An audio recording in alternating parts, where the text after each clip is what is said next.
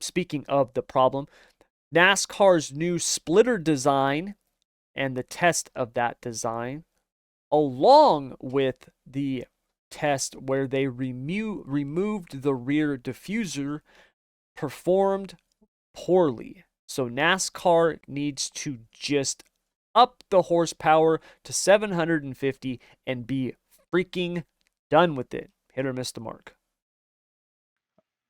I think we've been beating this drum all Yes. season. Yes. Actually, last two. Yep. We'll go with the last two. Yeah, it hits the mark. Give these guys high horsepower, please. When you can't spin the tires and truly lay down rubber, not dust, and you can see the tire marks when they get loose, or even coming off the corner.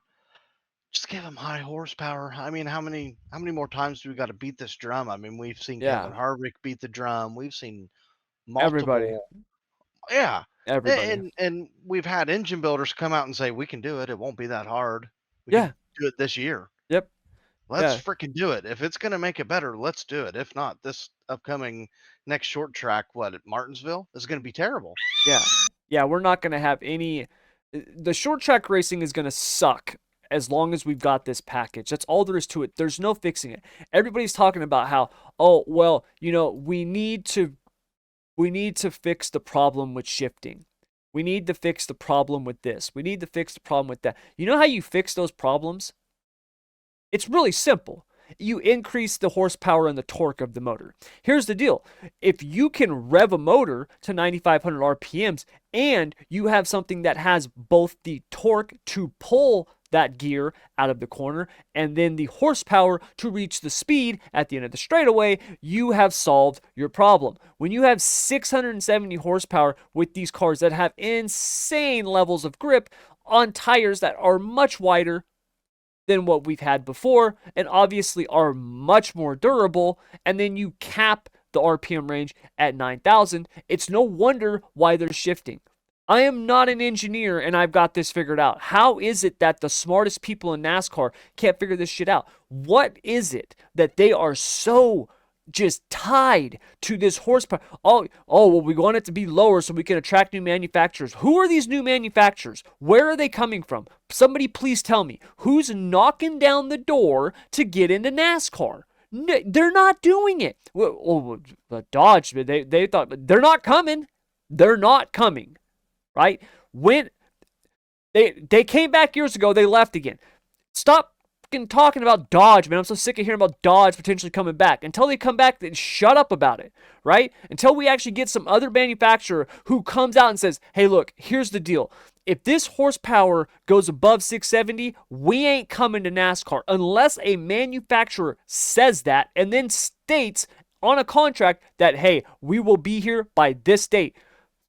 Fine. If that happens, leave it at 670. But that ain't happening. That's not happening. So get off this freaking bullshit. The last time we had good short track racing in NASCAR, what did they have? They had a low downforce package with 750 horsepower. When did we have the shitty mile and a half racing? When we had the high downforce 550 horsepower package. Now, what have we seen happen? We've seen a complete reverse of the racing. Intermediate tracks, speedways, amazing. Short tracks, road courses, blow. And what do we have? We have this package with 670 horsepower, and if you look at the grip levels and the aero and everything else that goes into it, you essentially have created what we had before on that high downforce, low horsepower package. That's what you've created. The numbers might not line up in terms of horsepower, 550, right? It might not be that, but when you look at it in the totality of circumstance, that's what you've created. And what we have right now is just follow the lead. Short track racing, right, is what NASCAR was built on. And it should not be follow the leader. It shouldn't be. And my problem is how do we have more horsepower in a truck and an Xfinity car than the highest form of motorsports in NASCAR? Yeah, How's that exactly. possible? You know what I mean? That Like, just what don't are make we any sense to doing? me. What are we doing? You know what I mean? Could you imagine next week when we're at the Knoxville Nationals, right? The Outlaws show up, for the Knoxville Nationals. Could you imagine the announcers be like, man, you should have watched the race last weekend when the 360s were here because they really got fast around this track fast because they have more horsepower than the 410s, right? Like, what sense would that make? It would make none. It makes zero. You're like, what? Wait, why does the lower class have more power than the upper class, right? Could you imagine Max Verstappen being like, dude, I really missed the F2 cars because they were faster than F1? No, that wouldn't happen. So why are we doing that in NASCAR? It makes zero sense. Zero. I don't get. We have talked about this so many times. I'm actually tired of talking about it. I really am. That's why I'm so pissed right now because I don't understand how these people in NASCAR, they've finally got this resurgence, man. They finally have hit on something with this car where there's something to build off of. And for whatever reason, they are tied to the 670 horsepower number like it's a freaking ship anchor. And it makes no sense because it's not doing anything. It's not. Doug Yates has come out and said, man, we can get the 750 like really easy, right? Like he has said that. So do it. Even if you're like, hey, look, man, we're going to do it next year. Do it. That will give the teams plenty of time to get their parts ready. 670 to 750 is not that big a jump in terms of durability and issues and stuff like that. It's not. Okay? It really isn't.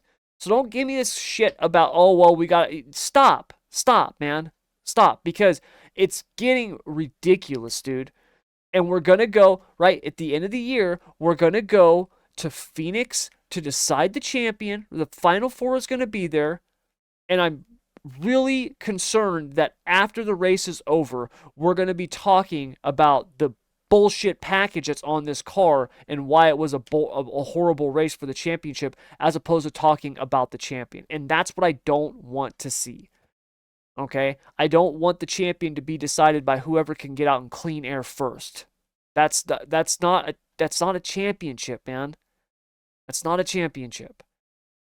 So I concur. yeah, so I just do it, man, and be done with it. God dang it.